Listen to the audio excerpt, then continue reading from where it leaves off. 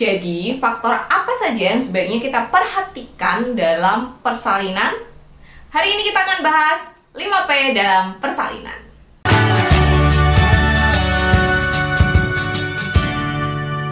Selamat datang di Kriwi Life, ngobrolin kesehatan bareng aku, Bidan Oni. Hari ini kita akan bahas soal 5P. Sebenarnya P ini pernah aku bahas juga sih zaman dahulu kala gitu, pas awal-awal bikin channel YouTube Kriwi Life. Nah, sekarang aku akan update jadi 5P ya. Kita bahas satu-satu.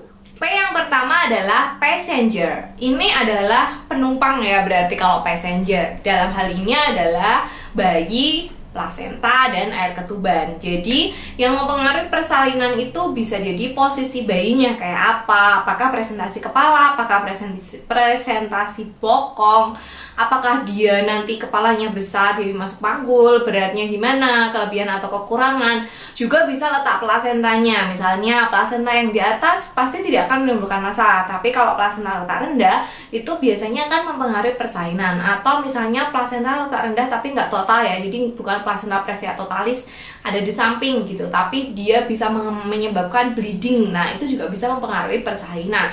Terus kayak misalnya air ketuban, kalau misalnya air ketubannya terlalu banyak atau terlalu sedikit, itu juga akan berpengaruh pada persalinan.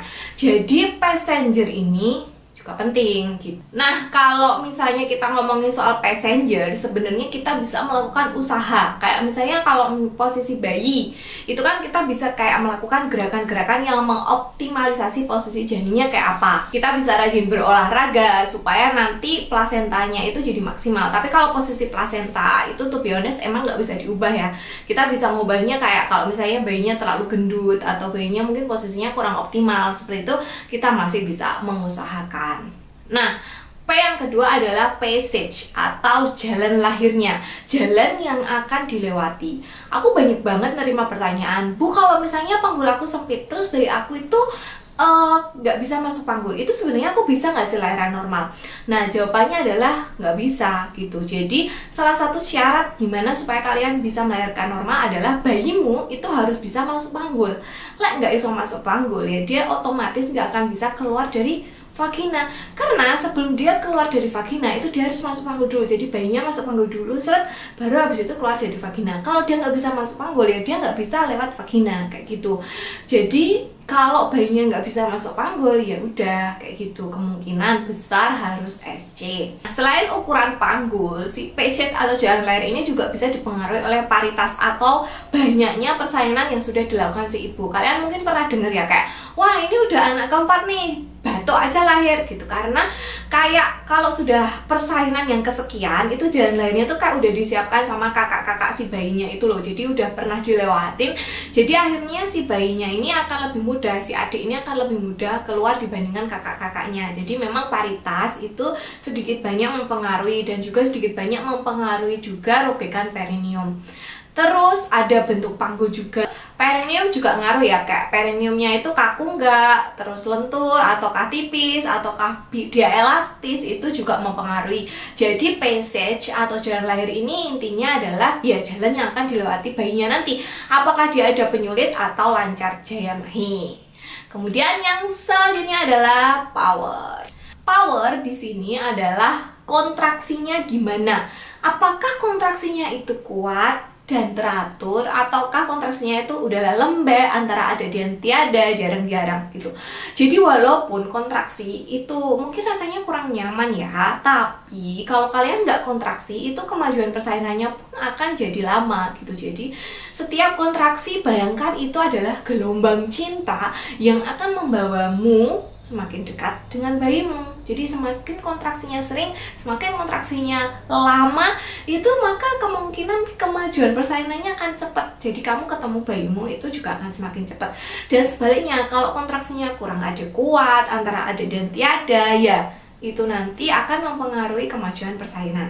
Selain itu, power si ibu ketika mengejan, ketika melahirkan itu juga penting. Lek bayangno ya, kalau misalnya si ibu ini nggak punya power, mungkin karena di pembukaan 1-9 udah heboh teriak-teriak sana sini, jambain rambutnya suaminya.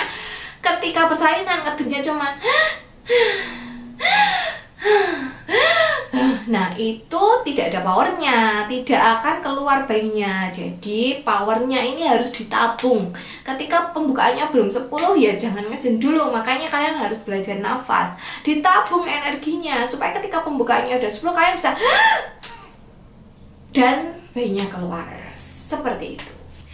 P yang keempat adalah psike atau psikis gitu ya. Jadi gimana reaksi dan penerimaan ibu terhadap persalinan. Kalau misalnya ibunya ini galau, anxiety, lemah, cemas, gelisah, takut, marah, pokoknya ya emosi yang mungkin kurang positif, itu akan mempengaruhi persalinan gitu. Jadi salah satu hormon yang berpengaruh terhadap persalinan itu adalah hormon oksitosin, yang mana itu adalah hormon cinta, hormon kebahagiaan. Ketika kalian stres, maka oksitosinnya itu akan turun.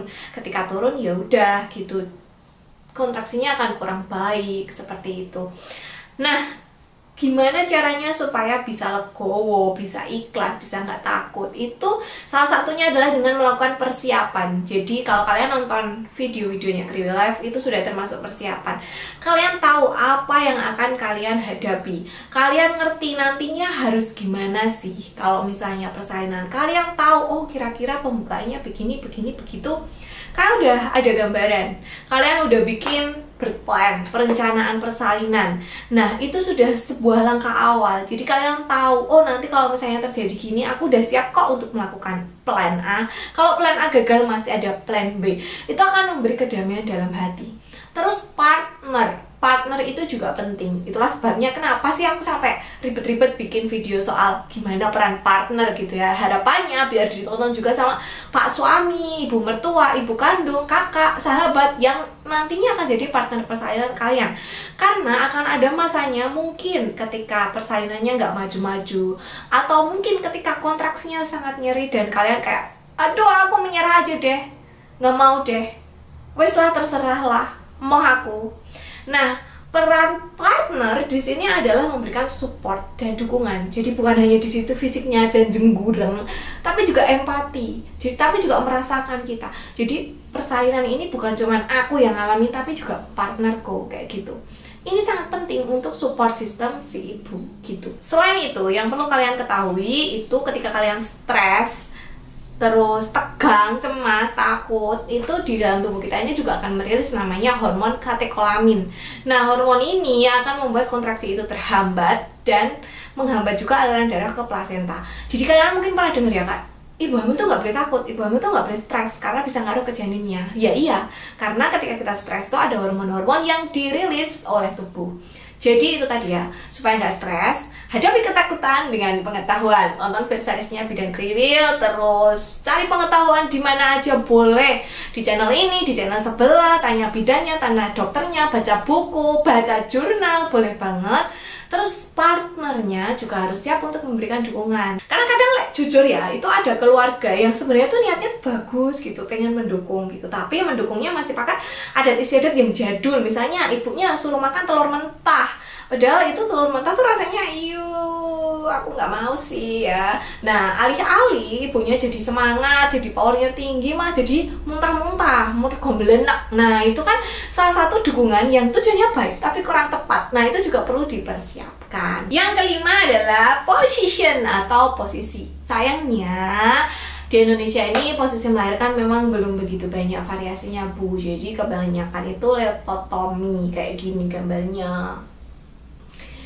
Padahal masih banyak sekali variasi-variasi posisi lain yang bisa dicoba yang sebenarnya itu lebih bagus untuk penurunan kepala janin karena dia mengikuti kontur tubuh kita. Bahkan mungkin paling mentok miring ya variasinya, dan miring ini sebenarnya lebih mudah bayinya mengikuti kontur janin lahir ibu daripada kalau litotomi sih. Jadi kalau soal posisi ini silakan dibicarakan dengan bidan atau dokternya, apakah mereka mau mencoba posisi yang lain gitu.